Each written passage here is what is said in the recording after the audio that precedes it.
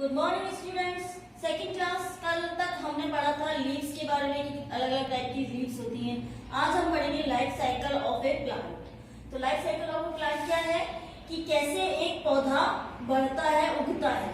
तो सबसे पहले अपन एक बीज डालते हैं, तो बीज के अंदर पानी डालते हैं और सूरज की रोशनी से वो अंकुरित होता है। फिर अंकुरित होते होते ऐसा अंकुरित हो जाता है अंदर से जमीन के अंदर, मिट्टी में। फिर वो धीरे धीरे ऐसे जड़ें आती हैं, ऊपर उसके पत्तियां आती हैं, वो धीरे धीरे पौधा बनता है छोटा सा, फिर और बड़ा पौधा बन जाता है, फिर सबसे बड़ा प्लांट बन जाता है। इस तरीके से प्लांट उगता है। पहले बीज अंकुरित हुआ, फिर छोटा पौधा बना, फिर उससे बड़ा, फिर उससे बड़ा। इस तरीके से ये प्लांट की लाइफ साइकिल है। तो नेक्स्ट है what do plant need for growth, कि उसको बढ़ने के लिए क्या क्या चीजों की जरूरत होती है प्लांट को। Plant need air, water, sunlight and nutrients from the soil to grow. Different trees grow in different areas. Some trees that grow in hilly areas and some trees and कुछ प्लांट होते हैं जो hilly areas में होते हैं, तो पहाड़ी इलाकों में, कुछ मैदानी प्लेन में होते हैं, है ना। तो जो पहाड़ी इलाकों में होते हैं वो कौन से पेड़ होते हैं? फिर tree and pine tree. Pine का ट्री और फिर का ट्री जो होता है ना, वो हिली एरियाज में उगाए जाते हैं, पहाड़ी इलाकों में ही उगते हैं। तो जैसे इनकी अलग अलग टाइप की अलग अलग मौसम के अनुसार वो उगते हैं। जैसे पहाड़ी इलाकों में ठंडा मौसम होता है, तो वह ठंड के मौसम में फिर ट्री और पाइन ट्री ही उगाए जा सकते हैं। और भी बहुत सारे प्लांट होते हैं, जैसे लोटस का प्लांट है, वाटर लिली है, वाटर हाइसाइंथ का पेड़ है। तो ये कहाँ उगते हैं?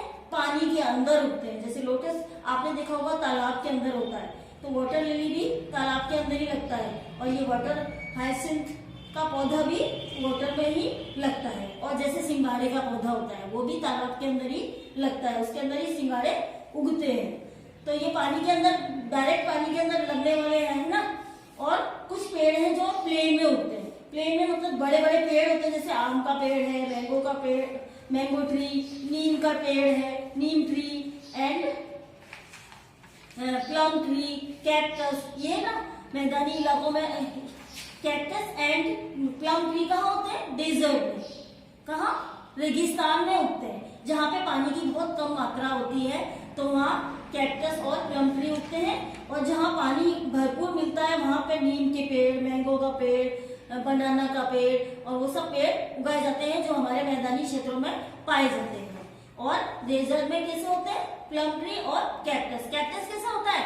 उसके अंदर बहुत सारे कांटे कांटे होते हैं ना, तो वो रेगिस्तानी इलाकों में होता है, क्योंकि उसको पानी की बहुत कम जरूरत होती है, इसलिए वो रेगिस्तानी इलाकों में लगाया जाता है। और प्लम ट्री को भी पानी की कम जरूरत होती है, इसलिए वो वहाँ रेगिस्तान में उगता है।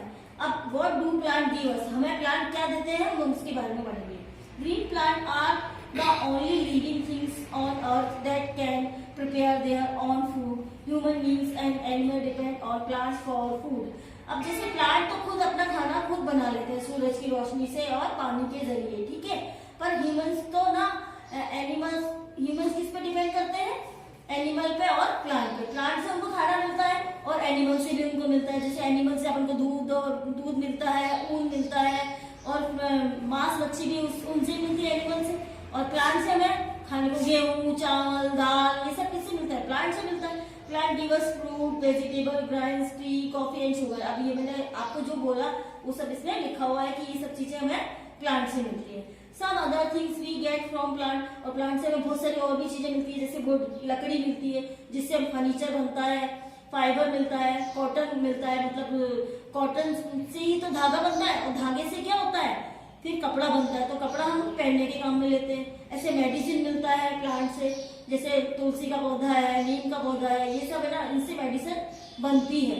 परफ्यूम किससे मिलेगा? फ्लावर वाले पौधों से, जैसे रोज का, जैस्मीन का, और इनसे बहुत अच्छी खुशबू आती है, इसलिए उनसे साबुन भी बनता है और परफ्यूम भी बनता है। पेपर कहाँ से मिलता है? हमें प्लांट से ही मिलता है। प्लांट की छाल होती है ना, उससे ही पेपर बनता है। गोंद भी हमें पेड़ों से ही मिलता है, जैसे आपने देखा होगा नीम के पेड़ में या बरगद के पेड़ में, इसमें तो ऐसे चिपकना पदार्थ निकलता रहता है, तो वो गम कहलाता है। तो गम भी हमें पेड़ों से ही मिलता है। रबर के प्लांट से हमें रबर मिलता है। रबर का जो दूध होता है ना, उससे वो दूध को गाढ़ा हो जाता है और वो रबर का रूप धारण कर लेता है।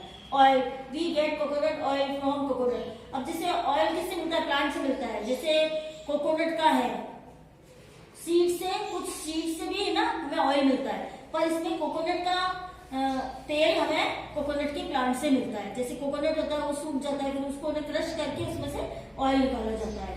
अब इसकी टेक केयर कैसे करनी है, हमारे प्लांट की हमें देखभाल कैसे करनी है, तो हमें रेगुलरली इसको पानी देना चाहिए। प्लांट मोर एंड मोर, और बहुत सारे प्लांट हमें लगाने चाहिए जिससे हमारे धरती हरी भरी रह सके। Add manure to the soil for the plant to grow well, और उन्हें खाद पानी देनी चाहिए, अच्छी मिट्टी बनी रहे ताकि उसकी growth.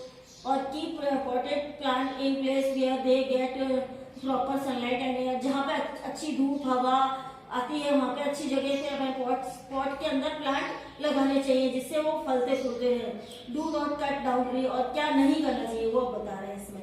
Do not cut down tree, पेड़ों को नहीं काटना चाहिए, हरे भरे पेड़ों को मतलब। Do not put indoor plant out in the sun for long, और इंडोर प्लांट्स को ज्यादातर धूप की उस रोशनी में ही लगाना चाहिए, उन्हें अंदर नहीं लगाना चाहिए। इंडोर प्लांट जो होते हैं ना, उनको भी थोड़ी सी देर के लिए धूप की जरूरत होती है, तो अपन अंदर लगा तो लेते हैं। इंडोर प्लांट हो चाहे आउटडोर प्लांट हो, तो आउटडोर प्लांट तो ज्यादातर बाहर ही लगते हैं, वो अपने इंडोर अंदर नहीं लगेंगे। क्यों नहीं लगेंगे, क्योंकि उनको धूप की ज्यादा जरूरत होती है।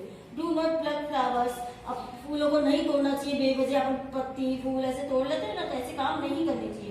B careful not to step on flower weeds while visiting garden and parks, जैसे अपन जाते हैं गार्डन में या कहीं पे भी, तो फ्लावर ऐसे तोड़ लेते हैं, उसकी कलियां तोड़ लेते हैं, कच्ची कली वगैरह ऐसे नहीं तोड़ना चाहिए। सब मना करते हैं ना बड़े लोग कि आपको पार्क में जाओ तो ऐसे फ्लावर नहीं तोड़ना है, और ध्यान रखना है कि पेड़ों को नुकसान नहीं पहुंचाना है। Do not throw crush on flower beds, और ऐसे कचरा इधर उधर नहीं फेंकना है, उसको थ्रो नहीं करना, इधर उधर फेंक दिया और कचरा कर दिया तो वो भी हमें नहीं करना चाहिए। Thank you. अब ये लेसन आपका कंप्लीट हो चुका है और मैं इसकी क्वेश्चन आंसर आपको डाल दूंगी, और इसको आप वापस से देखिएगा भले ही तीनों वीडियोस को, जिससे आपको पूरा चैप्टर अच्छे से समझ में आए। Thank you.